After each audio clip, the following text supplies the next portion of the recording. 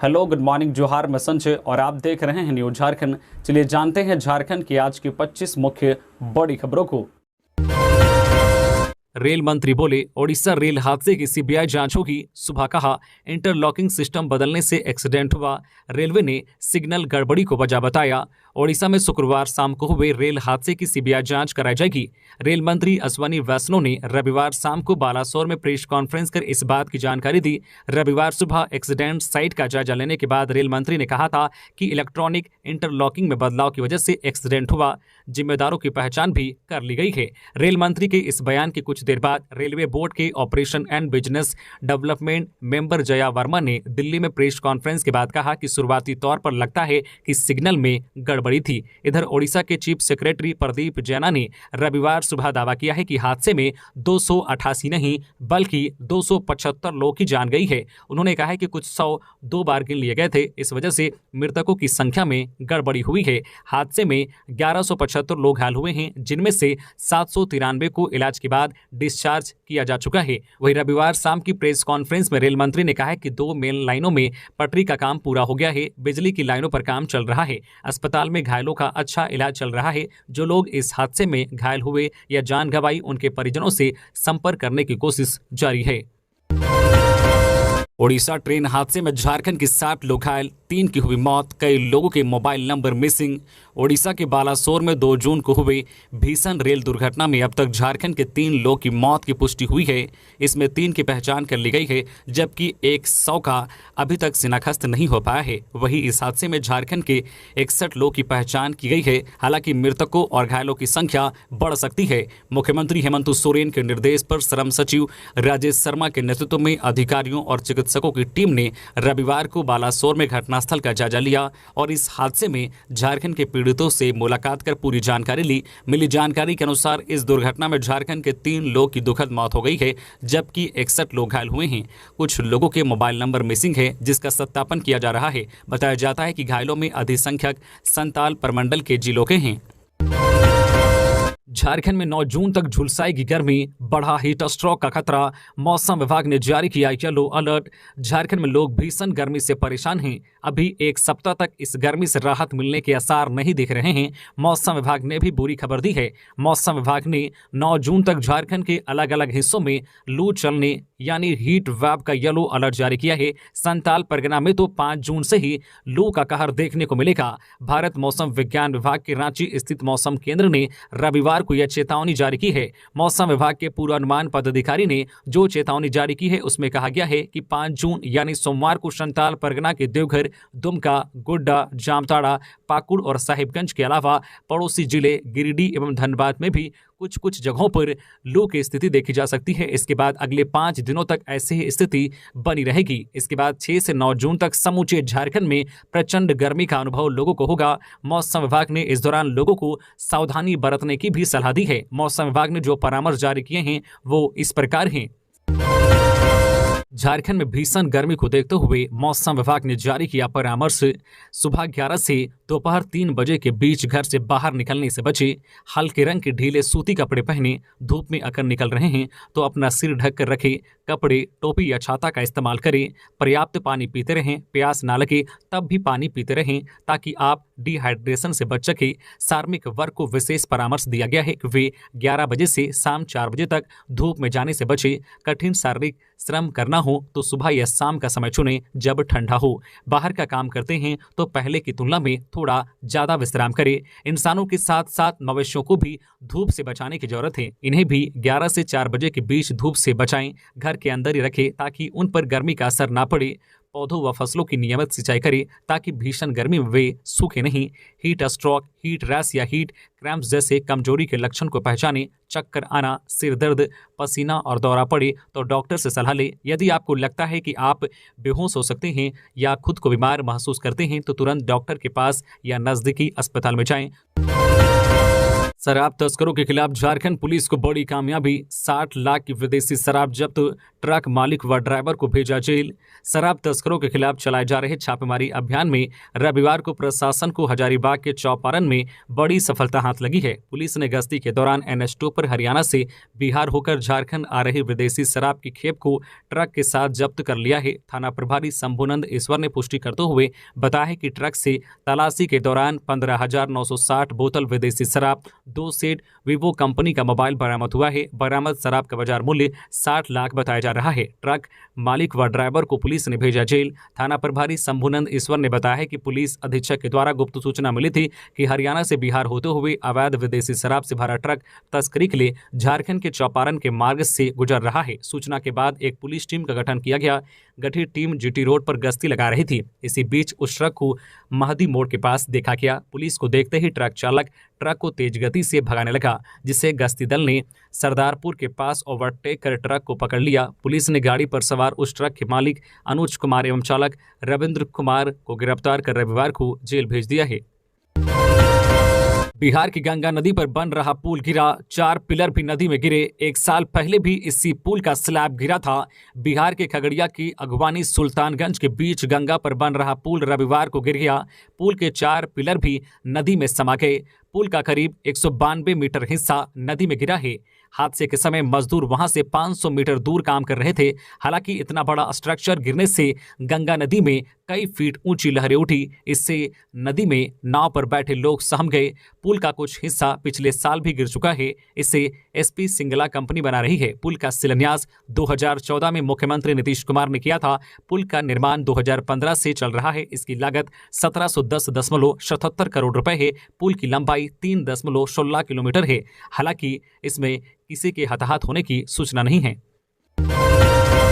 नक्सलियों की साजिश एक बार फिर नाकाम, 5-5 किलो की 2 IED बम बरामद। अब तक मिले 167 IED बम। भाकपा माओवादियों के खिलाफ 27 मई से टोंटो व गोयलकेरा में जारी सर्च ऑपरेशन के क्रम में रविवार को गोयलकेरा थाना अंतर्गत मारादेरी गांव से कुइड़ा के बीच जंगली व पहाड़ी क्षेत्र में सुरक्षा बलों को निशाना बनाने के लिए नक्सलियों द्वारा पूर्व में लगाए गए 5-5 kg के 2 IED बम बरामद कर सुरक्षा के दृष्टिकोण से बम निरोधक दस्ता की मदद से उसी स्थान पर उसे नष्ट कर दिया गया। ये जानकारी पुलिस अधीक्षक आशुतोष शेखर ने दी है। आपको बता दें कि नक्सलियों के खिलाफ पुलिस को लगातार सफलता मिल रही है। झारखंड बोर्ड कक्षा 11वीं का रिजल्ट इस दिन होगा जारी। झारखंड एकेडमिक काउंसिल जैक ने 8वीं बोर्ड की परीक्षा का रिजल्ट शनिवार यानी 3 जून को जारी कर दिया है। अब छात्रों को 11वीं के रिजल्ट का इंतजार है। सभी विद्यार्थी जैक क्लास 12 रिजल्ट 2023 का इंतजार बेसब्री से कर रहे हैं। बस कुछ ही दिनों में 11वीं का रिजल्ट जारी कर दिया जाएगा। रिजल्ट जारी होने के बाद छात्र जैक के अधिकारी वेबसाइट www.jackresult.com पर रिजल्ट देख सकते हैं। झारखंड एकेडमिक काउंसिल जल्द ही झारखंड 11वीं कक्षा के रिजल्ट 2023 के लिए रिलीज की तारीख और समय की पुष्टि करने जा रही है। जिन छात्रों ने इस साल अपनी जैक कक्षा 11वीं की परीक्षा दी है वे अब जैक 11वीं के रिजल्ट का इंतजार कर रहे हैं, जिसकी उम्मीद की जा रही है। बताया जा रहा है कि जून 2023 के पहले सप्ताह में या फिर 10 जून तक रिजल्ट जारी कर दिया जाएगा। लेकिन एग्जाम डिपार्टमेंट के द्वारा अभी तक रिजल्ट जारी करने के लिए ऑफिशियल तिथि को जारी नहीं किया गया है। लोहरदगा की कोयल नदी में डूबने से बच्चे की मौत, नहाने के दौरान हुआ हादसा। लोहरदगा जिले में रविवार को दिल दहलाने वाली घटना हुई है। दक्षिणी कोयल नदी में नहाने के दौरान डूबने से एक बालक की मौत हो गई। बालक अन्य बच्चों के साथ नदी में स्नान करने के लिए गया हुआ था। इसी दौरान डूबने से उसकी मौत हो गई। इसके बाद साथ में गए अन्य बच्चों ने उसके घर पहुंचकर मामले की जानकारी दी। घटना के संबंध में मिली जानकारी के अनुसार लोहरदगा शहरी क्षेत्र के राणा चौक निवासी राजीव गुप्ता का पुत्र कुबेर राज 13 वर्षीय अपने अन्य 2 दोस्तों के साथ नहाने के लिए दक्षिणी कोयल नदी में गया हुआ था, जो जिले के स्नेहा थाना क्षेत्र के सेठियों के पास से। कुबेर अपने दोस्तों के साथ नदी में नहा रहा था। इसी दौरान अचानक वह गहरे पानी में चला गया। उसके साथ उसके 2 अन्य साथी भी पानी में डूब रहे थे। यह देखकर वहां पर मौजूद ग्रामीणों ने बड़ी मुश्किल से 2 बच्चों को खींचकर पानी से बाहर निकाला, जबकि कुबेर राज गहरे पानी में डूब गया। इस दिन आ सकती है PM किसान योजना की 14वीं किस्त। प्रधानमंत्री किसान सम्मान निधि की 14वीं किस्त किसानों के खाते में अभी नहीं आई, जबकि लाभुक किसान काफी समय से 14वीं किस्त के इंतजार में हैं। ऐसे में आज हम आपके लिए एक अच्छी खबर लेकर आए हैं। मीडिया रिपोर्ट के मुताबिक इसी महीने PM किसान सम्मान निधि की 14वीं किस्त किसानों के खाते में केंद्र की मोदी सरकार भेज सकती है। रिपोर्ट के मुताबिक सरकार किसानों के बैंक खाते में 15 जून तक रकम भेज सकती है। पलामू में 204 बेटिकट यात्री पकड़ाए, विभाग ने जुर्माने के तौर पर वसूले लाखों रुपए। डाल्टनगंज रेलवे स्टेशन से बरकाकाना के बीच लंबी दूरी के विभिन्न एक्सप्रेस ट्रेनों में विशेष चेकिंग अभियान चलाकर रेलवे ने 204 बेटिकट यात्रियों को पकड़ा। इन यात्रियों से लाखों रुपए के हर्जाना भी वसूले गए। यह चेकिंग अभियान CIT VM पांडे के नेतृत्व में चला गया। विशेष चेकिंग अभियान में 204 बेटिकट यात्रियों को अनधिकृत रूप से यात्रा करने के जुर्म में पकड़ा गया। डाल्टनगंज से बरवाडी के बीच लंबी दूरी के ट्रेनों में बेटिकट सफर कर रहे यात्रियों को पकड़ा गया। कुछ ऐसे भी यात्री पकड़े गए जिनके पास टिकट तो जनरल का था, लेकिन सफर आरक्षित डिब्बों में कर रहे थे। बेटिकट पकड़े गए यात्रियों से राजस्व के रूप में 1,28,625 रुपए बतौर जुर्माना वसूला गया। 2024 के चुनाव मिशन में जुट जाएं कार्यकर्ता, सुप्रीमो भट्टाचार्य। झारखंड मुक्ति मोर्चा के महासचिव शाह प्रवक्ता के सुप्रीमो भट्टाचार्य नेतृहाट से रांची जाने के क्रम में लोहरदगा परिसदन पहुंचे। यहां पदाधिकारियों कार्यकर्ताओं ने गर्मजोशी के साथ उनका स्वागत किया। भट्टाचार्य ने झामो के पदाधिकारियों व कार्यकर्ताओं के साथ बैठक कर 2024 के चुनाव मिशन में जुट जाने की अपील की। उन्होंने जिला समितियों को निर्देश दिया है कि मुख्यमंत्री के द्वारा चलाई जा रही योजनाओं को जन जन तक पहुंचाएं। सुप्रीमो भट्टाचार्य ने प्रेस को संबोधित किया। उन्होंने कहा कि उनकी पार्टी दिल्ली के मुख्यमंत्री अरविंद केजरीवाल के साथ है। पार्टी लोकसभा और राज्यसभा में केंद्र सरकार द्वारा अध्यादेश लाए जाने पर उसका पुरजोर विरोध करेगी। सुप्रीमो ने कहा कि रेल दुर्घटना बेहद दुर्भाग्यपूर्ण घटना है। हम शोकाकुल परिवार के साथ हैं। इस मौके पर बड़ी संख्या में झारखंड मुक्ति मोर्चा के लोग मौजूद थे। रांची से बालासोर पहुंची डॉक्टर अधिकारियों की टीम घायलों के इलाज में जुटी। मुख्यमंत्री हेमंत सोरेन के निर्देश के बाद रविवार की सुबह हेलीकॉप्टर से डॉक्टर और अधिकारियों की एक टीम ओडिशा के बालासोर पहुंची। इस टीम में Ranchi DC Rahul Kumar Sinha, labour secretary के साथ डॉक्टर अजीत और उनकी टीम है। ये टीम बालासोर पहुंचते ही घायलों के इलाज में जुट गई है। जानकारी के अनुसार झारखंड के घायल ओडिशा के फकीर Mohan medical college and hospital में भर्ती हैं। ऐसे में यह टीम यहां पहुंचकर झारखंड के मरीजों के इलाज में जुटने के साथ अन्य जरूरतों को पूरा कर रहे हैं। आपको बता दें कि शुक्रवार देर शाम बालासोर में हुए ट्रेन हादसे में अब तक 288 लोग की मौत हो चुकी है। साथ ही 1000 से अधिक लोग इसमें घायल हैं, जिनका इलाज अलग अलग अस्पताल में चल रहा है। बृजभूषण सिंह मामले को लेकर कांग्रेस का आज आगरा में होगा प्रेस कॉन्फ्रेंस। विधायक अंबा प्रसाद को मिली जिम्मेवारी। भारतीय कुश्ती महासंघ के अध्यक्ष और बीजेपी सांसद बृजभूषण शरण सिंह की गिरफ्तारी की मांग को लेकर देश के नामी गिरामी पहलवान प्रदर्शन कर रहे हैं। भाजपा पर एक नाबालिग समेत कई महिला पहलवानों का यौन उत्पीड़न करने संबंधित FIR सुप्रीम कोर्ट में गुहार लगाने के बाद दर्ज हो पाया है। अब भाजपा अपने सांसद को बचाने में लगी है। दूसरी ओर पहलवानों को तरह तरह से प्रताड़ित किया जा रहा है। इसे लेकर कांग्रेस पार्टी की ओर से आगरा में प्रेस कॉन्फ्रेंस किया जाएगा। आज 5 जून को आयोजित होने वाले प्रेस कॉन्फ्रेंस में बड़कागांव विधायक अंबा प्रसाद को कांग्रेस पार्टी की तरफ से पार्टी के महासचिव एवं राज्यसभा सांसद वरिष्ठ कांग्रेसी जयराम रमेश ने जिम्मेवारी दी है। प्रेस कॉन्फ्रेंस को लेकर विधायक अंबा प्रसाद आगरा रवाना हो गई है। भगवान बिरसा मुंडा जेल म्यूजियम पहुंचे दीपक प्रकाश, बोले राज्यवासियों के लिए है तीर्थ स्थल। भारतीय जनता पार्टी द्वारा आयोजित विकास तीर्थ कार्यक्रम के तहत प्रदेश अध्यक्ष एवं सांसद दीपक प्रकाश ने रांची के पुराना जेल भवन स्थित भगवान बिरसा मुंडा पार्क एवं संग्रहालय का भ्रमण किया। इसके साथ ही रांची के विधायक CP सिंह भी साथ रहे। इस मौके पर प्रदेश अध्यक्ष ने कहा कि यह ऐतिहासिक शहीद स्मारक झारखंड की 3.25 करोड़ जनता के लिए तीर्थ स्थल के समान है। सांसद दीपक प्रकाश ने कहा कि प्रधानमंत्री नरेंद्र मोदी के मार्गदर्शन में भाजपा के डबल इंजन की सरकार ने इसे विकसित और महिमा मंडित करने में कोई कसर नहीं छोड़ी। कहा कि मोदी सरकार ने भगवान बिरसा की शहादत स्थल को ही विकसित नहीं किया, बल्कि उनकी जन्मतिथि को जनजाति गौरव दिवस के रूप में मनाकर पूरी दुनिया में झारखंड का गौरव बढ़ाया। नशा उन्मूलन को लेकर 93 दिनों तक 19,000 किलोमीटर निकाली गई थी रथ यात्रा। राज्यपाल, नशाखोरी आधुनिक समाज की सबसे ज्वलंत समस्याओं में से एक है। कई मायनों में यह लाइलाज बीमारियों से भी अधिक खतरनाक है। यह बातें राज्यपाल CP राधाकृष्णन ने रविवार को प्रजापिता ब्रह्मा कुमारी ईश्वरीय विश्वविद्यालय द्वारा हरमू रोड रांची में आयोजित नशा मुक्ति अभियान में कही। नशीली दवाओं के सेवन से जीवन तो बर्बाद होता ही है, नशा करने वाले के परिवार को भी बहुत पीड़ा का सामना करना पड़ता है। राज्यपाल ने नशा मुक्ति अभियान के आयोजन के लिए प्रजापिता ब्रह्मा कुमारी ईश्वरीय विश्वविद्यालय को बधाई दी है। साथ ही राज्यपाल ने यह भी कहा है कि उनके द्वारा भी 5 सूत्री कार्यक्रम के तहत, जिसमें नशीले पदार्थों का उन्मूलन शामिल था, 93 दिनों तक लगातार 19,000 किलोमीटर की रथ यात्रा निकाली गई थी। केंद्रीय मंत्री अर्जुन मुंडा ने एकलव्य आदर्श आवासीय विद्यालय का किया शिलान्यास। खूंटी के अड़की प्रखंड के सुदूरवर्ती गांव बीरबांकी की तस्वीर अब बदल रही है। जहां कभी नक्सलियों की आवाज गूंजती थी, वहां अब शिक्षा की अलख जाएगी। बीरबांकी में लगभग 48 करोड़ की लागत से एकलव्य आदर्श विद्यालय का निर्माण किया जाएगा। मोदी सरकार के 9 वर्ष पूरा होने के उपलक्ष्य में विकास तीर्थ के तहत रविवार को केंद्रीय मंत्री शाह, खूंटी सांसद अर्जुन मुंडा, तमाड़ विधायक विकास कुमार मुंडा और जो पूर्व सांसद पद्म भूषण कड़िया मुंडा ने संयुक्त रूप से एकलव्य आदर्श विद्यालय का शिलान्यास किया। भगवान जगन्नाथ महास्नान कर गए एकांतवास। नेत्र उत्सव पर 19 जून को देंगे दर्शन। 20 को निकलेगी रथ यात्रा।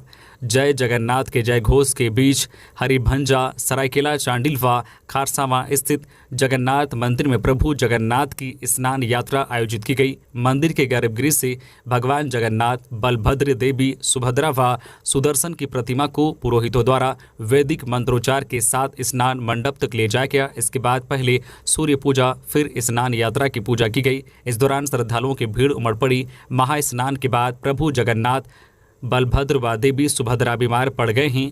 उन्हें अनसर गृह में रखा गया है। अब अगले 15 दिनों तक महाप्रभु के दर्शन नहीं होंगे। 19 जून को नेत्र उत्सव पर महाप्रभु के अलौकिक रूप के दर्शन होंगे।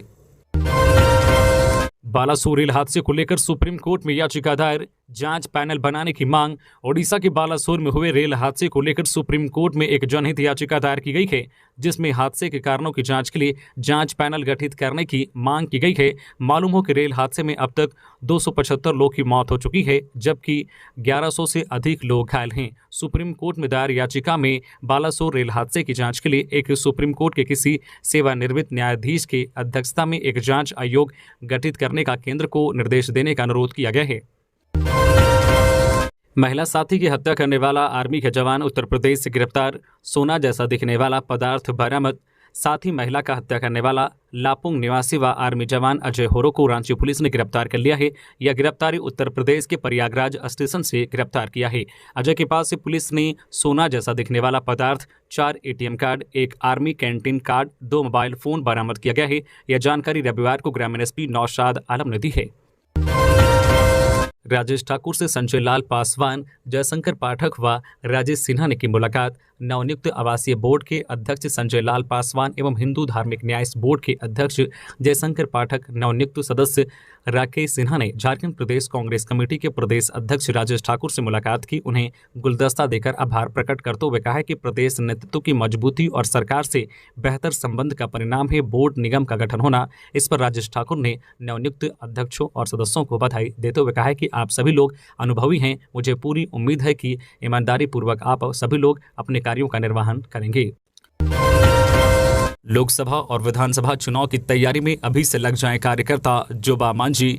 झामो की मंझगांव विधानसभा स्तरीय कार्यकर्ता सम्मेलन रविवार को आयोजित हुई। इसमें 4 प्रखंड मंझगांव, कुमार, दुंकी, तांतनगर और मंजारी के 45 पंचायत के कार्यकर्ता शामिल हुए। कार्यक्रम में मुख्य अतिथि के तौर पर झारखंड की महिला, बाल विकास एवं सामाजिक सुरक्षा मंत्री जोबा मांझी शामिल हुई। उन्होंने कार्यकर्ताओं को संबोधित करते हुए कहा कि कोल्हान की जनता झारखंड मुक्ति मोर्चा को हमेशा से सबसे मजबूत रखा है। यही कारण है कि यहां प्रधानमंत्री नरेंद्र मोदी आने के बावजूद जनता का फैसला नहीं बदला। ये झामो कार्यकर्ता और जनता के बीच बेहतरीन तालमेल का परिणाम है। 2024 चुनावी वर्ष है। हम सभी को लोकसभा और विधानसभा दोनों के लिए तैयार रहना है। जिस प्रकार 2019 में एकता के साथ कोल्हान में झामो की जीत हुई, आने वाले चुनाव में भी हम सभी मजबूती के साथ हेमंत सोरेन को फिर से राज्य की बागडोर सौंपेंगे।